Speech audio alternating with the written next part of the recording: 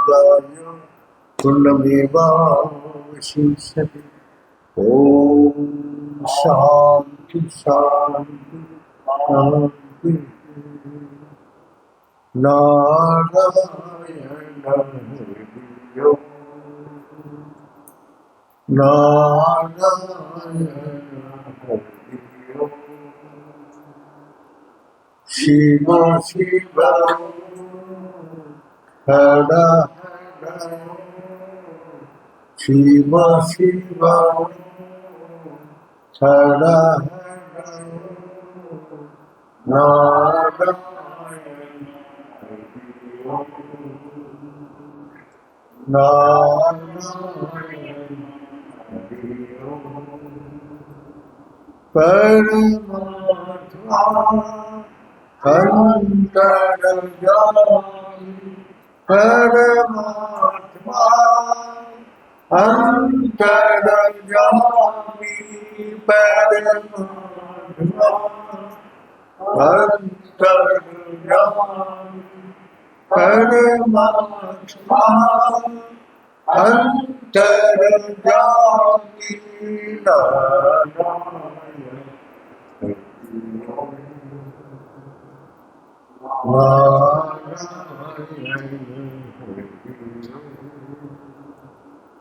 शिव शिव हर हर शिव शिव हर हर नारायण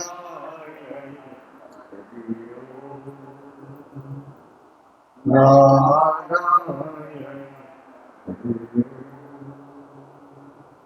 नारायण।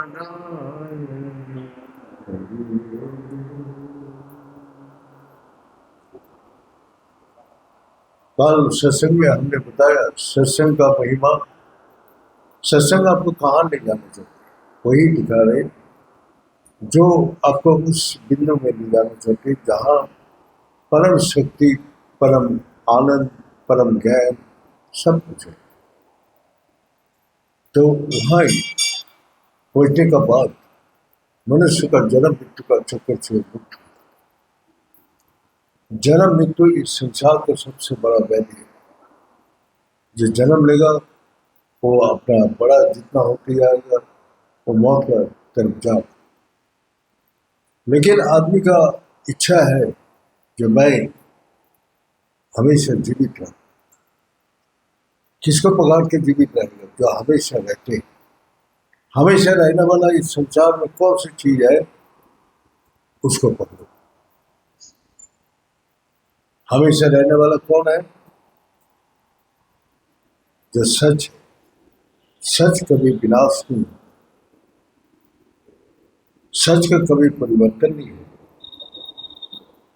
और वो सच को पकड़ के आप हमेशा के लिए रह सकते हैं। इसी कारण से सच का बोध करना जरूरी है। तो यही उपनिषद में भी बता रहे हैं, जो हम लोग का पुनर्बोधेन सरा आत्मा ब्रह्म तलक्ष मुच्यते। ब्रह्म ही हमारा एकमात्र जीवन का लक्ष्य है, क्योंकि वही सच है, बाकी सब झूठ है। जो परिवर्तन हो रहे, जो नाम है, रूप है, वो विनाश होगा। इस संसार में वो हमेशा का लिए रह नहीं सकते। जो कभी भी किसी अवस्था में परिवर्तन नहीं होता है उसका नाम रूप नहीं है, वो हमेशा वो इस संसार में रहते। वही सच है। हमारा देह का नाम है, तो हम उसी नाम से पुकारते हैं। जो उसी नाम से पुकारने से वो हमारा पास आते हैं।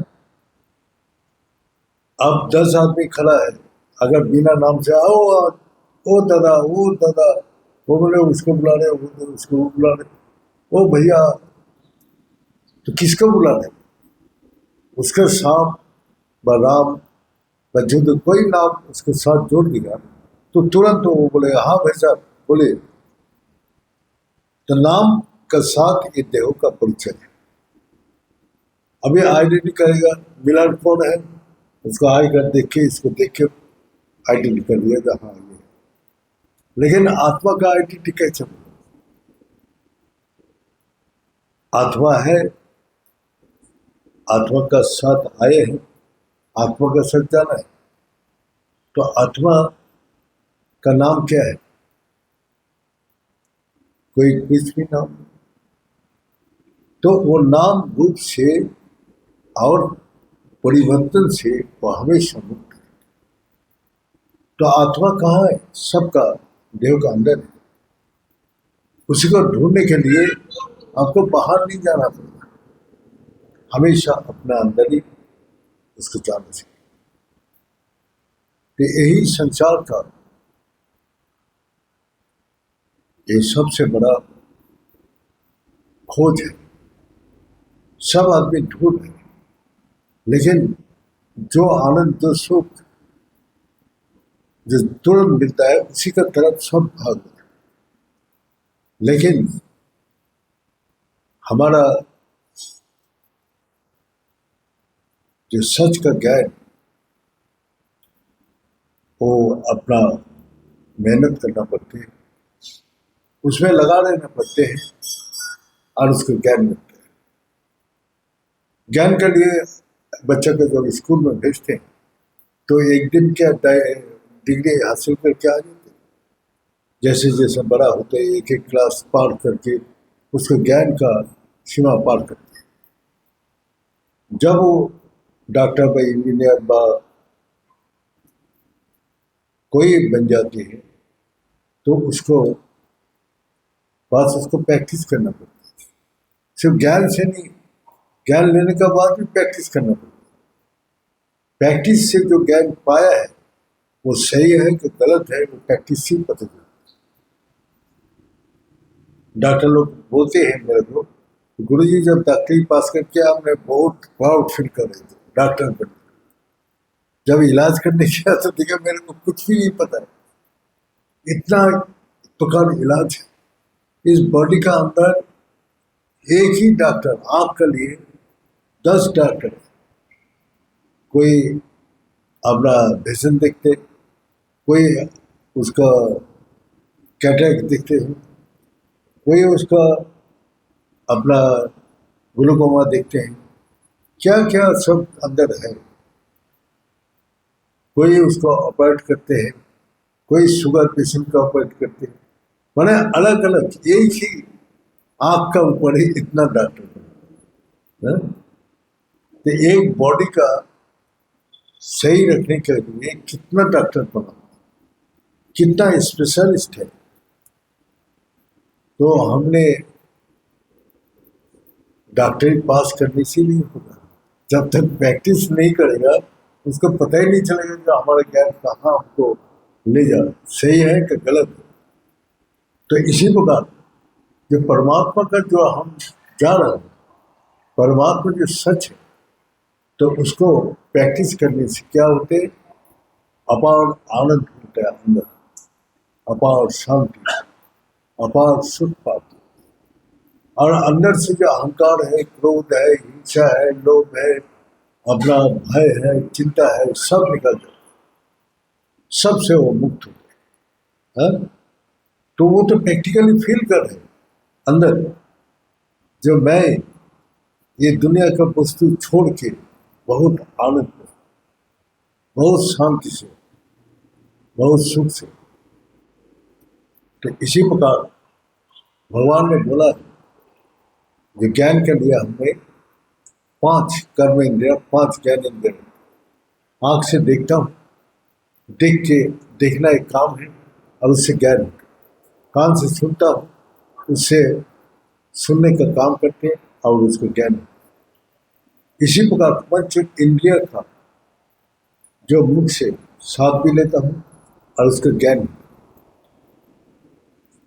उसके बाद ध्यान से ये आपको पता चल जाती है कि ये कौन से फूल का खुशबू है, आप तुरंत बता सकते हैं। वो तो दिखाई नहीं देता, खुशबू तो दिखाई नहीं देता, लेकिन ध्यान से दिखाई सुना वो समझ जाता। और जैसे ही उसको फूल सामने ले आते, अरे गुलाब का खुशबू है, वो ना देख के बोल दिया। उसके बाद त्वचा हम लोग को ठंडी गर्मी सुख दुख वो भी दिखाई नहीं देता, वो अनुभव करके बोल दिया आज ठंडी है, आज गर्मी है।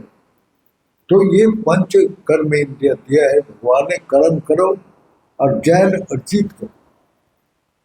जान भावना जैसे सिद्धिता, जिस प्रकार तुम्हारा भावना है उसी प्रकार तुम देखोगे और उसी प्रकार तुम ज्ञान अर्जित करोगे। इस संसार में वही गुरु जी दृष्टांत को दिया। एक हीरे का टुकड़ा को देख के बोला जाओ बेटा इसको भाव पूछ क्या। तो एक चाय का दुकान में गया तो उसने बोला अरे देखने में अच्छा है, ये ले ले, चाय बिस्किट खा ले। तो एक इतना हीरा का कीमत चाय या बिस्किट थी। तो उसका भावना जिस प्रकार ज्ञान है। इसके बाद गया सब्जी वाला को, अरे देखने में बहुत सुंदर है, तो एक काम भाई 2 किलो आलू दे देते तू मेरा को दे दे। इस प्रकार उसको कपड़ा वाला के पास किया, वो भी वही बोला 5 मीटर कपड़ा दे दे तो ये। ऐसा करते करते सब दुकान में घूमते घूमते किसी ने उसका वैल्यू समझ में नहीं आया, ना ज्ञान है ना उसका मूल्यांकन कर पाता। जब जहरी के पास गया, सोनार के पास, सोनार देख के बोला हम 500 स्वर्ण मुद्रा देंगे, 500। उसने कुछ बोला नहीं। वो देखते ही ये हीरा जिसके पास रहेगा वो इस संसार में सम्राट बनेगा। तो उसने बोला 5000 देता। वो कुछ नहीं बोला, वो वापस आ गए। उसको तो भाव पूछने के लिए बोला। उसने उसका पीछे पीछे आ रहे, भाई तू मेरा सब ले ले, मेरे को हीरे करते हुए। तो वो देखते हैं कि इसका जहां भी रहेगा ये सम्राट बनेगा। तो वो आके गुरुदेव को रोने लग गया, जो अब मेरे को दे दो। तो ज्ञान जब होता है वही मांगते। पंच इंद्रिया पंचकर्म इंद्रिया भगवान ने दिया है इस संसार का झूठ और सच का अनुभव करने। और तुम्हारा ही मन, तुम्हारा ही बुद्धि, तुम्हारा देह तुम्हारा कंट्रोल में नहीं है, तुम्हारा कंट्रोल में नहीं है। दूसरा का तो छोड़ ही दो, तुम्हारा अपने ही मन बुद्धि अपना नियंत्रण में नहीं है। तो नियंत्रण में क्यों नहीं है? क्या हम कमजोर है? हम तो हिस्ट पुष्ट है, पढ़ा लिखा है, सब कुछ है, लेकिन उसका अंदर जो चिंता और भय घुस गया उससे वो निकाल नहीं पाते। और निकालने के पीछे बहुत परेशान। तो उसने बोलते हैं मैं सोचूंगा नहीं, लेकिन तब भी अंदर से वही उठता है, बुलबुला जैसा पानी से उठता है। ऐसे ही एक एक बुलबुला उठता है, ये करने से ठीक होगा, वो करने से ठीक होगा, वो वहां जाने से ठीक होगा, वहां ये बोलने से ठीक होगा। हजारों जुक्ति, हजारों तर्क, हजारों लॉजिक दिखाते रहते, लेकिन समाधान कुछ भी नहीं। समाधान तो जब सब कुछ समर्पण कर देते, जो नहीं मैं अपना मन बुद्धि हमारा कंट्रोल में नहीं है, मैं इसको छोड़ देता और छोड़ के मैं सिर्फ अपना परमात्मा का चिंतन करूं। जैसे जैसे परमात्मा की तरफ बढ़ती गया उसका मन का अंदर वही आनंद, शांति, सुख और ज्ञान आने लगा। जिस ज्ञान ने उसको इस संसार को बोध करा दिया, जिस ज्ञान से वो अपना मन बुद्धि का ऊपर कंट्रोल कर, तो मन जीता तो जगत जीता। तो हम लोग जितना भी महापुरुष को देखता हूँ कोई भी संत है, ना वो पढ़ा लिखा है ना धनी है, सब छोड़ के भिखारी बन गया। आज उसका नाम सारी जगत में, उसका हजारों लोग उस वाणी को सुनते हैं, उसको कर्म को करने का इच्छा रखती है। आज उन्हों का नाम सारे विश्व में छड़ा हुआ है। सब आदमी उसके श्रद्धापूर्वक आज भी याद करते हैं, उसका प्रणाम करते हैं, उसकी पूजा करते हैं। तो इसी प्रकार उसने कितना कष्ट उठाया, कितना ये छोड़ने के लिए कष्ट उठाया, पाने के लिए नहीं। ये मन को विकार को से मुक्त होने के लिए, बुद्धि का विचारों से मुक्त होने के लिए, अपना कर्म से मुक्त होने के लिए। तो इसी प्रकार उसने कितना परिश्रम का बाद वो नियंत्रण किया। अब जो भगवान बोल रहे, जो मन को नियंत्रण कर सकते वो सारी जगत को नियंत्रण कर सकते। जो बुद्धि का विचार जिसका स्थिर है, वो हमेशा सब बुद्धि को सुधार सकते। जिसका कर्म उसका पवित्रता, आनंद, सुख, शांति प्रदान करती है, वो कर्म का रास्ता दिखाते हैं, और उस रास्ते में चलने से उसका भी अनुभूति होता है, आनंद, शांति और सुख। तो इसलिए इस संसार में जितना भी महापुरुष है, सब ने बोला झूठ को छोड़ो, सच को पकड़ो। लेकिन हम लोग ज्ञान है, केला खाने देता हूं तो केला बच्चे चिकल फेंक के केला, और जिसको बोल ही नहीं है केला का साथ खा, तो उसको जो देखते अरे बेटा ये ऐसा नहीं खाते, केला का चिकल निकाल। कोई कोई बच्चा है बोध नहीं है कि केला और उसका चिकल अलग करते। हम जब खेत से फसल काट के लाते तो दाना ही सिर्फ लाते घर में, और बाकी सब छोड़ जाते हैं। तो यही है, धान से जो छिलक निकाल जाते, चावल निकालते तो चिकल को फेंक देते, लेकिन तो चावल को ले आते। तो सार वस्तु को ग्रहण करते हैं, असार वस्तु को, झूठ को फेंक देते। तो ये बोध जब तक नहीं होगा तब तक झूठ को कैसे छोड़े? ज्ञान जब तक नहीं होगा तब तक वो छोड़ नहीं सकते। तो इसी प्रकार हम लोग का लक्ष्य में पहुंचने के लिए भगवान बोल दिया, जो तुम्हारा अंदर ज्ञान का जरूरत है, ज्ञान बिना तुम्हारा ये विकार से तुम मुक्त नहीं हो पाओगे। जब तक तुम्हारा मन, बुद्धि, इंद्रिया विकारग्रस्त है, तब तक तुम लक्ष्य को प्राप्त नहीं कर सकते। तो इसीलिए संसार में सभी शांति, सुख, आनंद ढूंढता है, लेकिन मिलता है थोड़ा देर के, लेकिन दुख सबसे ज्यादा मिलता है। वो तो देते हैं जब तक आपको क्षमता है, तब तक आप सुख भोग कर देते, लेकिन जब शरीर साथ नहीं देते, मन साथ नहीं देते, बुद्धि, तब आपको दुख का घर बन जाता है।